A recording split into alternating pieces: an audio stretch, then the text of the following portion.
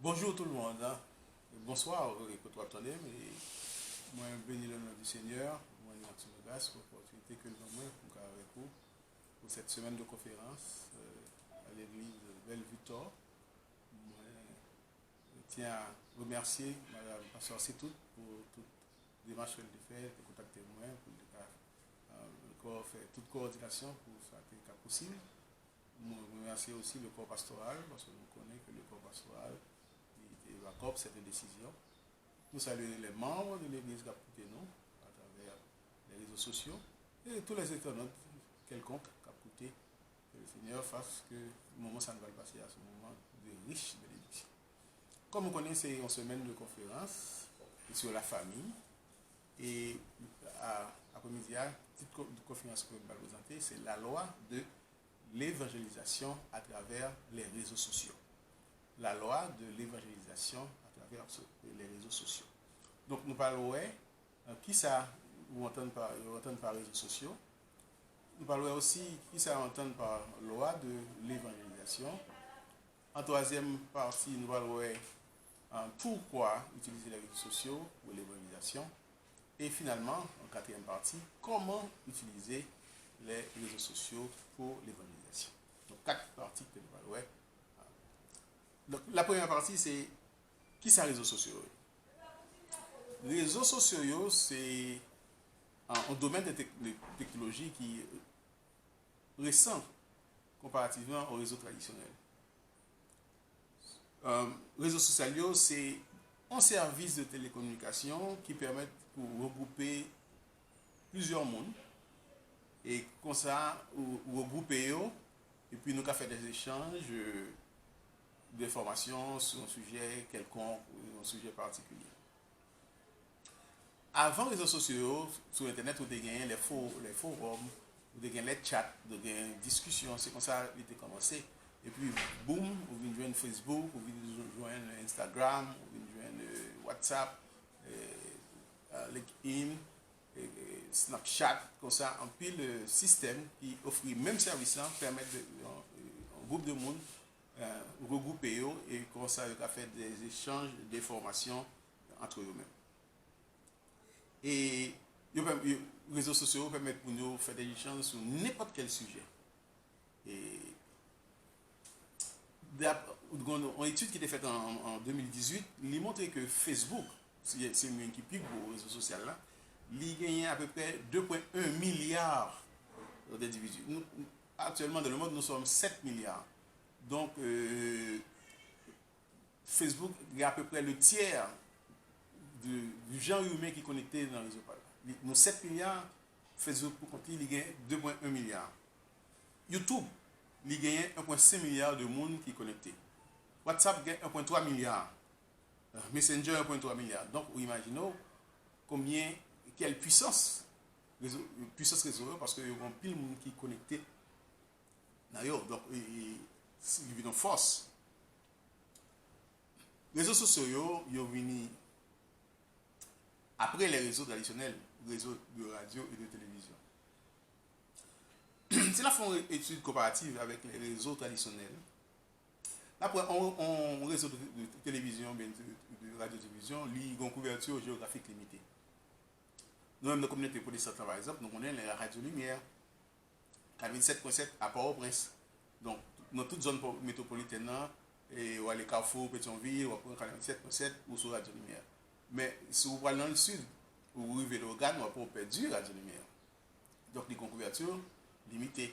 Si vous faites route du nord, vous finissez quitter Montréal, vous parlez pour État-Bois-Neuf, vous perdez Radio Lumière. Donc, 47.7 ans, les couvertures limitées. Mais là, sur Facebook, vous n'avez pas de couverture limitée parce que l'information en bas là, l'échange à faire, le monde entier, le monde en Afrique du Sud l'apprenait, le monde en Asie l'apprenait, les New York, les États-Unis, il y a l'Australie, le Canada, la France l'apprenait. Donc, les réseaux sociaux ont une couverture mondiale, contrairement à réseaux traditionnels qui ont une couverture géographique limitée. Et même ces réseaux traditionnels, Radio Lumière, au cap de votre côté, mais ce n'est pas sur le réseau Radio Lumière, c'est sur le réseau social. Il est obligé sur Internet, et grâce à Internet, il vient gagner une couverture illimitée. Il y a l'autre différence entre réseaux sociaux et réseaux traditionnels. Réseaux traditionnels, yo beaucoup plus responsables dans la diffusion des informations. En télévision, qui respecte tête li, en radio qui respecte tête li, pas prendre chance publier une nouvelle, une information sans que l'il pas vérifier. Tel n'est pas le cas pour les réseaux sociaux. N'importe monde qui derrière un smartphone, derrière une tablette, derrière un ordinateur, il a créé, il a diffusé une information que le vrai que le pas vrai. Voilà pourquoi avant on prend comme vrai une information que vous suivez sur les réseaux sociaux, obligé à vérifier. Et généralement, c'est lorsque ou un réseau traditionnel que vous prenez responsabilité, vous assumez, vous publiez l'information ça, ou vous plus ou fait plus crédit à l'information ça que je sur les réseaux sociaux. Mais quand même, les réseaux sociaux ont une puissance extraordinaire. Si vous regardez par exemple, il y a deux ou trois semaines, ça qui s'est passé aux États-Unis, comment des policiers étaient brutalisés et un noir, un afro-américain, c'est pas CNN qui débat l'information en premier, c'est pas France 24, c'est pas Sputnik, c'est pas Radio-Canada, c'est pas Radio Lumière qui débat, c'est pas les réseaux traditionnels. C'était un réseau social. C'est en passant, un monde qui était là, sous scène là, et puis qui voit brutalité policière là, Jean policier a brutalisé en noir, et puis il commence à filmer sur le téléphone. Et puis, étant donné qu'il était en direct, eh bien, il y a des gens qui branchent sur lui, ouais, là, il y en a dit l'autre, il y en a partagé l'information avec l'autre, et puis, boum, et l'information fait le tour du monde, et le monde a vu en direct comment il a brutalisé un nègre, comment il a mouru sous brutalité policière, et ça a choqué le monde entier, et il fait tout impact qu'il fait, mais ce n'est pas CNN qui débat, ce n'est pas Radio Lumière, ce n'est pas Télévision Nationale, ce n'est pas ces réseaux traditionnels qui dévalent.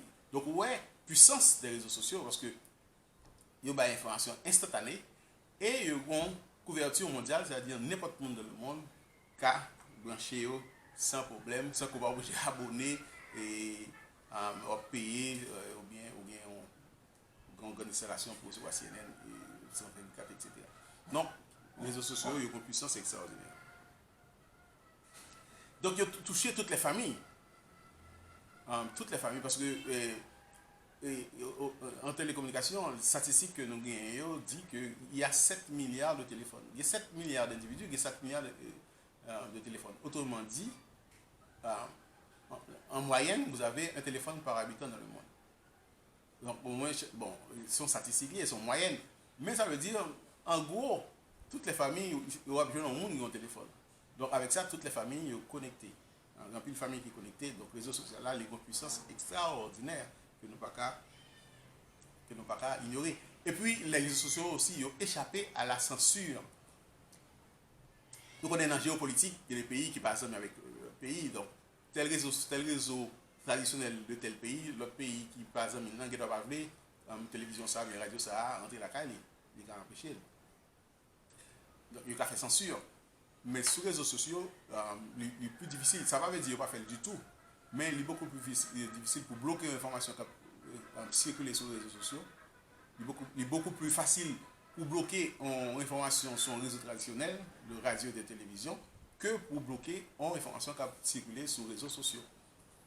Donc, les réseaux sociaux ont échappé à la censure. Donc, en gros, c'est ça, les réseaux sociaux. Mais, nous te dit, il faut parler de la loi de l'évangélisation. Qui ça veut dire en termes de loi de l'évangélisation?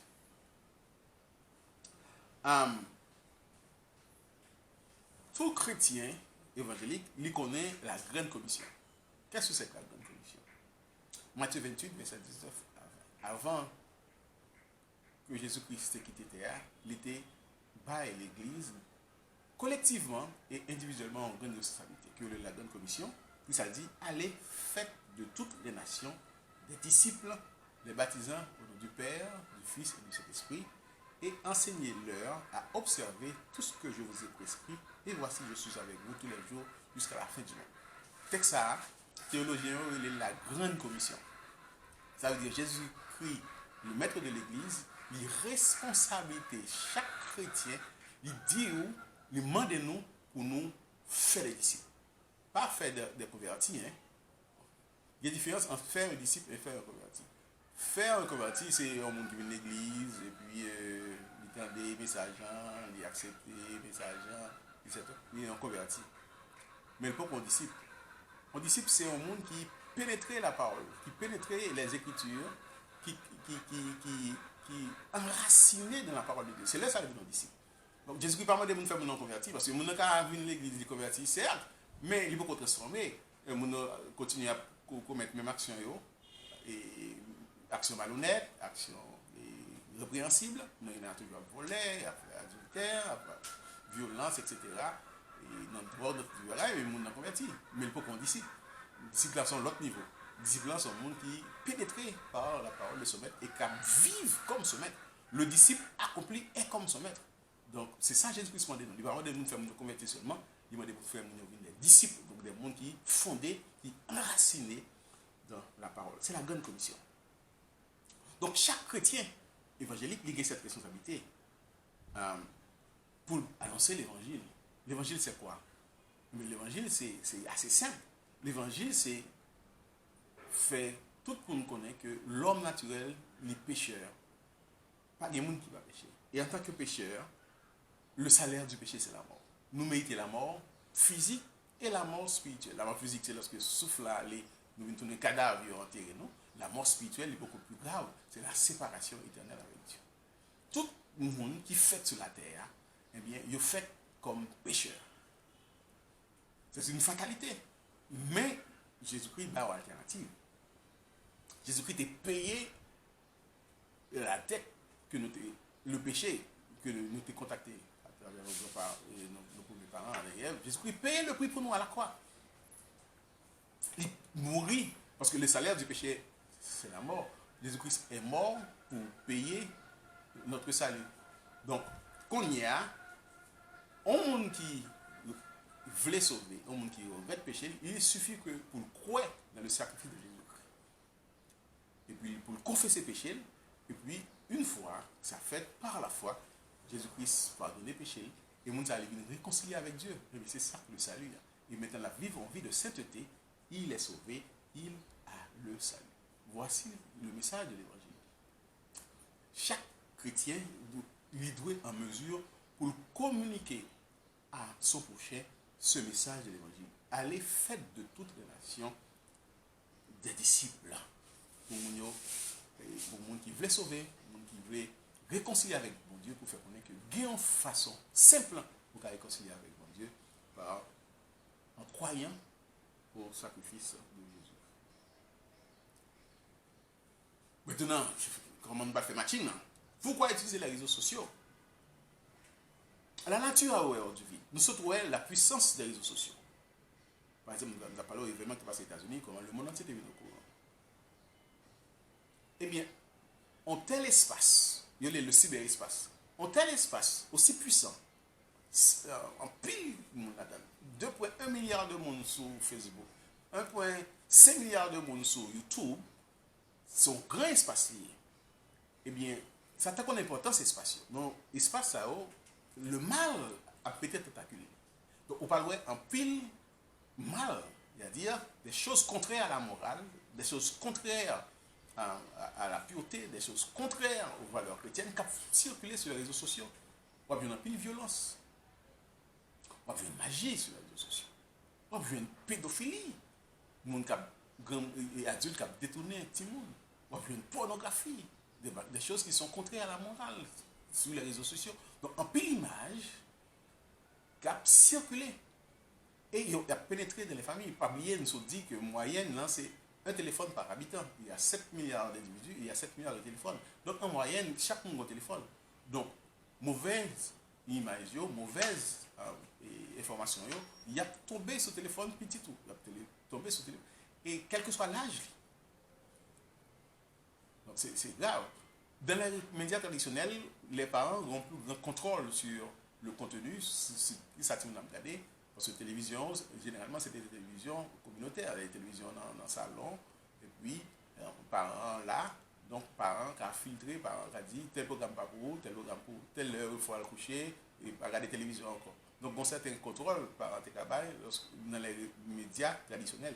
Mais sur les réseaux sociaux, le contrôle, ça n'est pas évident, parce que tout le monde a couché, on passe la dormir, et puis, il a monté sur des sites, côté la des bagailles, qui pas pour l'âge, des bagages qui a choqué, des bagages qui a détruit. Donc la nature a horreur du vide. Le mal comme ça, le mal qui était envahi. En pile, mauvaise information, magie, drogue, tout Dieu va circuler sur les réseaux sociaux. Il y a des gens qui ont séduit les enfants, mener dans tout Dieu bagaille grâce aux réseaux sociaux. Moi, je n'ai pas jamais venu pour dire son pédophilie, il est venu comme un gentil garçon. Une relation transsexuelle, il est venu comme un garçon, il est son filier, il est son fille, il est venu comme un garçon. Mais toute vie bagaille ça possible sur les réseaux sociaux. Et alors, et nous-mêmes. Les réseaux sociaux, c'est mon Dieu qui baille l'homme intelligence pour créer la technologie.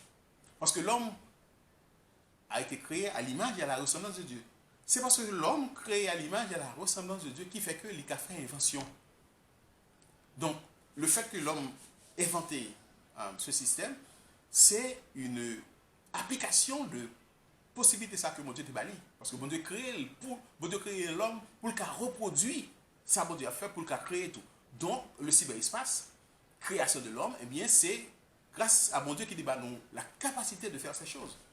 Donc, nous devons réclamer comment il se passe pour mon Dieu aussi. Nous ne pouvons pas quitter, c'est le mal qu'a utilisé seulement. Donc, pourquoi il faut utiliser les réseaux sociaux? Parce que nous avons cette responsabilité. C'est bon Dieu qui bat l'homme intelligence pour faire des découvertes, pour faire des inventions, pour faire des innovations. Eh bien, puisque c'est bon Dieu qui bat l'intelligence là, eh bien, nous devons saisir cette opportunité pour nous dire, nous réclamer ça pour mon Dieu. Donc, nous devons réclamer le cyberespace pour Dieu. Nous ne pouvons pas quitter pour ces bagailles mal seulement, qui a fait, qui a détruit la jeunesse, qui a détruit les familles, qui a détruit les jeunes. Non, nous ne pas devons quitter comme ça. Nous devons réclamer cet espace pour de bonnes choses. Cyberespace, c'est un bon espace pour nous faire la promotion des valeurs morales, la promotion de la famille. On a parlé de famille, c'est semaine de confiance sur la famille. Pour nous parler de la famille, le mariage, comment bon Dieu voulait que la race humaine perpétue.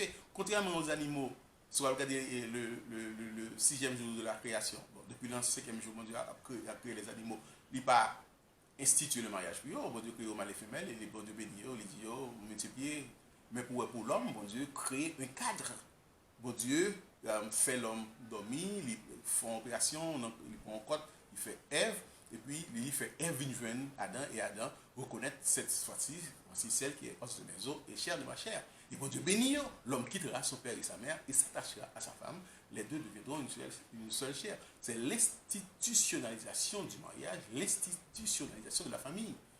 Donc c'est une valeur sacrée parce que c'est pas la réflexion humaine, ce n'est pas la philosophie, ce n'est pas la technologie qui crée cette notion de famille.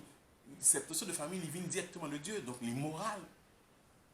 Et bon Dieu va créer le cadre familial pour les animaux. Animaliaux, il n'y a pas cette notion de famille. Papa, maman, frère, soeur, et qui vivent en communauté jusqu'à ce qu'ils soient adultes, jusqu'à ce que papa mouille. Donc, il n'y a pas de ça, il n'y a pas de cette communauté. Mais c'est pour le genre humain seulement qui est la famille. Donc nous devons honorer la famille. Et nous devons aussi honorer la famille à travers les réseaux sociaux. Faire la promotion de la famille. Par exemple, le mariage, eh bien, faire la promotion des mariés, des fiancés.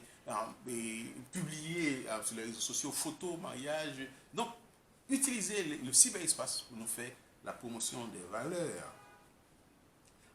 Parce que c'est dans la famille où joignent le plus haut degré de l'altruisme. Mariage est totalement altruiste, ça veut dire ouvert vers l'autre. Hein? Le mariage, c'est le mari qui aime sa femme, donc c'est pas intérêt par elle, c'est pas lui-même livré avant, c'est sa femme.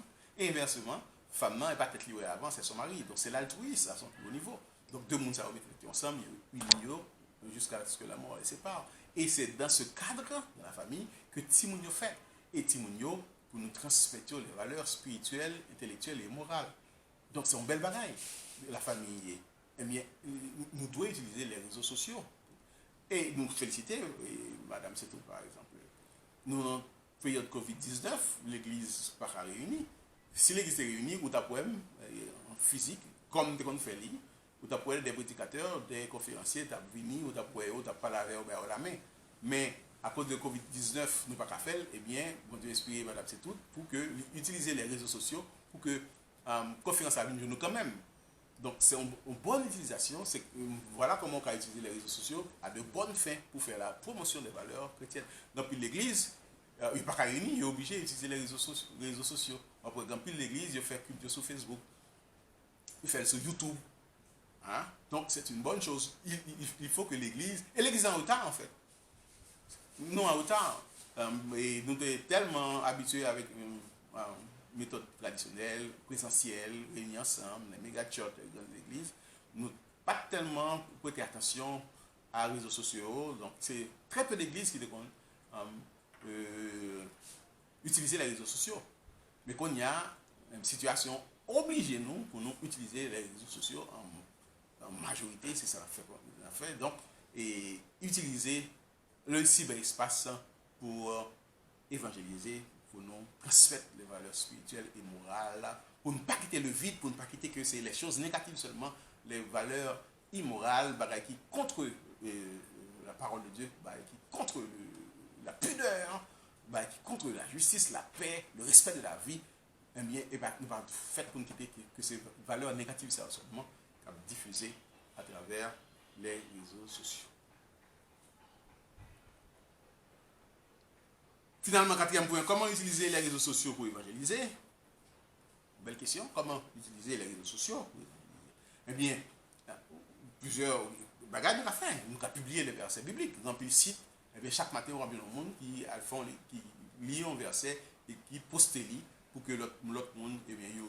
Il y a des gens qui font des méditations, un coup de méditation, on ne peut pas faire trop long parce que la manger bien capite pour nous, mais on fait un petit coup de méditation pour la gueule sur le réseau, comme ça, hein, et édifier tout le monde qui branche. Il y a des adorations, il y a des messages, les témoignages. Les témoignages ont une grande importance dans la vie des chrétiens. Lorsque vous êtes dans une situation donnée et que bon Dieu agit miraculeusement, les délivre de cette situation, il y a des gens qui n'ont pas connaître, mais ou qui fait des témoignages sur les réseaux sociaux pour alimenter la foi de gens qui sont dans la même situation, mais de gens qui sont dans une situation similaire, et puis on connaît que, eh bien, voilà, mais ça bon Dieu qu'a fait, mais ça bon Dieu fait pour nous dans telle situation, et bon Dieu qu'a fait pour tout. Donc, et utiliser les réseaux sociaux. L'église, puisque pas réunir les dimanches, mais il fait des cultes sur les réseaux sociaux. Donc, vous branchez MEBSH, dimanche, vous pouvoir venir des cultes. Vous branchez l'église de Dieu, il faut avoir 37, vous pouvoir venir des cultes. Je ne sais pas si Bellevue, tort pas faire lui, mais en pile l'église. Ça qui est radio, vous faites sur radio, et en même temps, vous faites sur les réseaux sociaux, sur Facebook. Donc, si, bon, et c'est évident, et vous ne pouvez pas gagner en pile station de radio, ils sont limités, mais pas de problème réseaux sociaux. Côté on l'église a des problèmes radio, mais pas de problème réseaux sociaux. Donc aller sur YouTube, aller sur Facebook pour faire des cultes, pour publier des cultes en direct ou bien en différé, et bien faire-le parce que faut nous utiliser le cyberespace pour nous évangéliser, pour nous diffuser la parole de Dieu. Et publier les études bibliques pour nous saluer les frères et sœurs. On y a avec distanciation sociale là, il faut être attention, diminuer. Et mon pas calme mon gens de faire. Mais si on fait une difficulté, si on sort une difficulté, l'heure de culte du dimanche, c'est pendant le culte là, pasteur qu'on fait des annonces pour dire frère tel non problème, sœur tel problème, mon frère malade, mon sœur malade, mon monde qui accidenté ou bien mon monde qui en cas de maladie ou en cas de mortalité. Mais avec distanciation sociale là, l'église, c'est 5 personnes qui doivent se réunir.